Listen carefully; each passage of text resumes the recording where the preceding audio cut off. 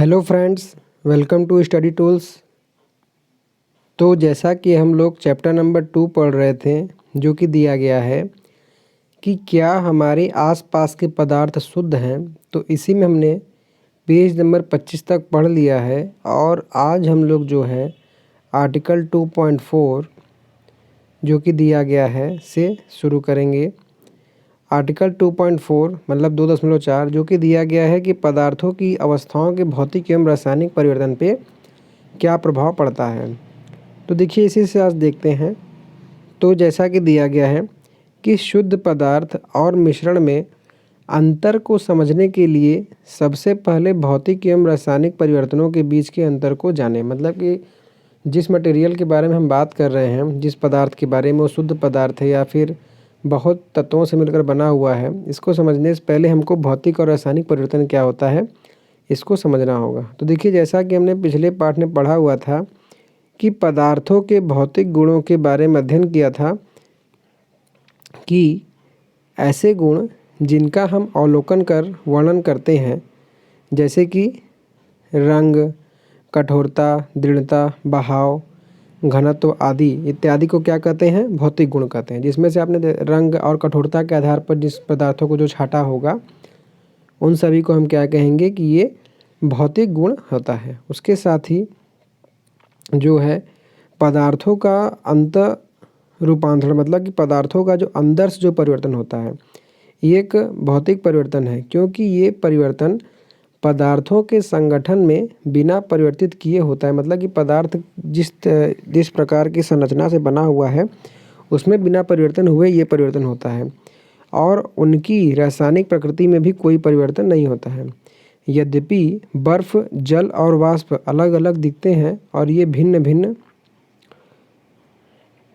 मतलब कि ये जो जल, वाष्प और द्रव होता है ये सभी भिन्न भिन्न दिखते हैं, लेकिन इनके भौतिक गुणों को दर्शाते हैं, लेकिन ये रासायनिक रूप से समान होते हैं। मतलब कि जल के जो अणु होते हैं वो भी H2O से बने होते हैं, बर्फ भी H2O से बना हुआ होता है और वाष्प भी। इसलिए मतलब कि उनका रासायनिक जो गुण होता है वो समान होता है, बस उनको ऊपर से उनकी कठोरता हो जाती है तो बर्फ हो जाता है, तरलता हो जाती है तो द्रव हो जाता है और वाष्प बन जाता है, ये मतलब भाप बन जाता है तो वाष्प हो जाता है। तो इन सभी को हम भौतिक गुणों के रूप में जानते हैं। उसके साथ साथ और जो दिया गया है कि जल तथा खाना पकाने वाले तेल दोनों द्रव्य हैं, लेकिन इनके रासायनिक गुणधर्म भिन्न हैं। इनकी गंध और ज्वलनशीलता में अंतर होती है। मतलब कि तरलों में भी अंतर होता है, जिस तरीके का हम इसमें देख रहे हैं कि जैसे जल और खाना पकाने वाला ऑयल दोनों ही तरल है, लेकिन दोनों में कितना डिफरेंस होता है। उसके साथ ही हम जानते हैं कि तेल हवा में जलता है जबकि जल आग को बुझाता है। ठीक है, मतलब कि तेल जो है हवा में जलने लगता है लेकिन जल जो है वही आग को बुझाता है। तो तेल का यह रासायनिक गुण जल से इसे अलग करता है, इसीलिए जो है तेल अलग है और जल अलग है। जलना क्योंकि एक रासायनिक परिवर्तन है। जलने की प्रक्रिया में एक पदार्थ दूसरे से क्रिया करके अपने रासायनिक संगठनों में परिवर्तन के रासायनिक गुणधर्म में परिवर्तन लाता है तथा हम नया पदार्थ पाते हैं। रासायनिक परिवर्तन को रासायनिक प्रतिक्रिया भी कहा जाता है। एक तरीके से आप ये समझ सकते हैं जैसे कि अगर आप लकड़ी को जलाते हैं या कागज़ जलाते हैं तो फिर उसको जलाएंगे तो आपको नया पदार्थ राख मिलेगा। तो इस तरीके के परिवर्तन जिसमें कि हम उसमें चेंज करें और दोबारा उसको न प्राप्त कर सकें तो उनको हम कहते हैं रासायनिक परिवर्तन। उसके साथ ही मोमबत्ती के जलने की प्रक्रिया में भौतिक एवं रासायनिक दोनों परिवर्तन होता है। कैसे होता है ये समझिए कि जैसे मोमबत्ती अगर जल रहा है, ठीक है, मान लीजिए अगर ये मोमबत्ती है, ये जल रहा है तो कुछ इसका जो मोम रहता है वाष्प बन के ऊपर उड़ जाता है और कुछ मोम जो है नीचे इकट्ठा हो जाता है। तो जो नीचे इकट्ठा होता है उससे हम दोबारा मोमबत्ती बना सकते हैं। तो ये वाली जो परिवर्तन होगा इसको हम भौतिक परिवर्तन कहेंगे और जो वाष्प में बन जाता है इसको हम कहेंगे रासायनिक परिवर्तन। तो इस तरीके से मोमबत्ती दोनों को परिवर्तन को दर्शाता है। तो इस एग्जाम्पल को आप ध्यान रखिए, क्योंकि हमेशा पूछा जाता है कि ऐसा कौन सा पदार्थ है जो भौतिक और रासायनिक दोनों ही परिवर्तनों को दर्शाता है। तो इस तरीके से हमने भौतिक और रासायनिक परिवर्तन को देख लिया और इन पदार्थों का जो एग्जाम्पल दिया गया है आप इससे अच्छे तरीके से समझ सकते हैं। मैंने अच्छे से एक्सप्लेन कर दिया है।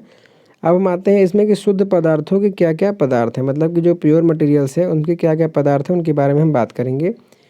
तो जैसा कि दिया गया है कि पदार्थों को उनके रासायनिक संगठन के आधार पर तत्वों या यौगिकों में वर्गीकृत किया गया है। तो जैसा कि इसमें दिया गया है तत्व और यौगिक, तो जो एक ही पदार्थ से बना होता है उसको तत्व कहते हैं, और यौगिक जो भिन्न भिन्न पदार्थों से। इसके बारे में और डीपली आप आगे के चैप्टरों में पढ़ेंगे। ठीक है दोस्तों, तो इसके आगे जैसा कि हम देख रहे हैं दिया गया है पहले तत्व के बारे में। तो तत्व की बात जब भी आती है तो उनके साथ सबसे पहले जिस वैज्ञानिक का नाम जुड़ा हुआ है वो है रॉबर्ट बायल, जिन्होंने सन 1661 ईस्वी में सर्वप्रथम तत्व शब्द का प्रयोग किया था। और फिर फ्रांस के वैज्ञानिक रसायनज्ञ एंटोनी लॉरेंट लवाइजियस ने सन 1743 ईस्वी से सबसे पहले तत्व की परिभाषा को प्रयोग द्वारा प्रतिपादित किया। मतलब कि इस तरीके से समझ सकते हैं कि जो रॉबर्ट बायल थे इन्होंने तत्व शब्द का प्रयोग किया था, लेकिन उसके बाद जो लिवाइजियर थे इन्होंने सबसे पहले तत्व की परिभाषा दी थी। क्या परिभाषा दी थी उनको देखते हैं। तो इनके अनुसार तत्व क्या है, तत्व पदार्थ का वह मूल रूप है जिसे रासायनिक प्रक्रिया द्वारा अन्य सरल पदार्थों में विभाजित नहीं किया जा सकता। मतलब कि हम उसको कितना भी तोड़ें जलाएं कुछ भी करें उसको और सबसे छोटा पार्ट में उसको दूसरे रूप में भी नहीं तोड़ा जा सकता। उसके साथ ही तत्व को साधारणतः जो धातु, अधातु और उपधातु में वर्गीकृत किया गया है। सभी के बारे में आगे पढ़ेंगे। आगे दिया हुआ है धातु प्रायः दिए हुए निम्न गुण धर्मों में को या कुछ को प्रदर्शित करते हैं। मतलब कि जो धातु होते हैं वो नीचे दिए गए पॉइंटों में जो गुण हैं उनको दिखाते हैं। तो देखिए क्या है कि जो धातु होते हैं वे चमकीले होते हैं। ठीक है। दूसरा चीज़, ये चांदी जैसे सफ़ेद या सोने की तरह पीले रंग के भी होते हैं धातु। तीसरा, ये ताप तथा विद्युत के सुचालक होते हैं। सुचालक का मीन्स ये हुआ कि अगर धातु को, जैसे लोहा जो होता है धातु होता है, इसको हम टेम्परेचर के संपर्क में लाएंगे तो गर्म हो जाएगा और करंट के संपर्क में ले आएंगे तो भी फैलेगा, तो इसलिए इसको सुचालक कहा जाता है। उसके साथ ही ये तन्य होते हैं। तन्य का मतलब होता है कि इसमें खींचने का गुण होता है जिससे कि इसको तार के रूप में खींचा जा सकता है। आगे ये जो है आघात वर्ध होते हैं। आघात वर्ध का मतलब होता है कि इनको हम पीट सकते हैं। पीट कर मतलब कि चादरों के रूप में ढाल सकते हैं। और ये प्रतिध्वनि पूर्ण होते हैं। मतलब कि इन सभी धातुओं को, अलग अलग धातुओं में एक विशेष प्रकार की ध्वनि होती है।